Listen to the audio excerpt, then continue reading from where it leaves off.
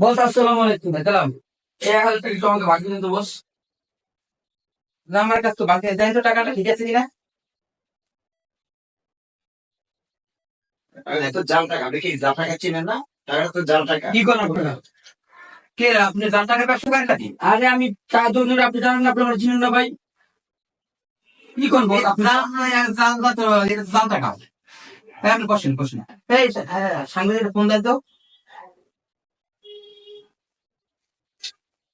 হ্যাঁ, জাল টাকা। এফজি মানি ইভেনের সাংবাদিক সাহেব, সবুজ সাহেব, আপনি একটু অফিস আসেন তো আমার। আসসালামু আলাইকুম সাবির সাহেব, ভালো আছেন? বন্ধু সাহেব, কি খবর ভাই? এই যে এই লোকে জাল টাকা নিয়ে ঘোরাঘুরি করে ভাঙাইতে যাই দেখেন। আমি চার দোকানদার করি, এর আগে অনেক টাকা ভাঙতে দিয়েছি ওনাদের কাছ থেকে। আমি এই টাকাটা জাল বুঝতে পারি, ওনাদের সামনে করে আমি বুঝতে পারলাম টাকাটা চাল। তো এই টাকাটা আপনি কাউকে দেখাইছেন? দেখেন আমি 2-4-5 জনের দেখাইছি, আমি নিরহ পাবলিক, আমি কি এগুলো বুঝতে পারিনি যে এরকম টাকা জাল আপনি টাকা। আপনি যাদেরকে দেখাইছেন তারা চিনে না। না, তারা বলছে টাকা ঠিক আছে। হ্যালো গাইস, বলছেন কেমন আসসালামু লাগে? আলাইকুম। এই জীবনের পক্ষ থেকে আপনাদের অনেক শুভেচ্ছা এবং অভিনন্দন। এখানে আসছিলাম, এই ব্যক্তিটা একজন চা বিক্রেতা, ওনার হাতে 1,000 টাকার নোট জাল টাকা পড়ছে।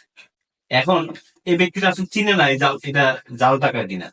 এখন ওনারা এই টাকাটা চিনে, চিনার পর দেখতে পেলো যে এটা সত্যি জাল টাকা।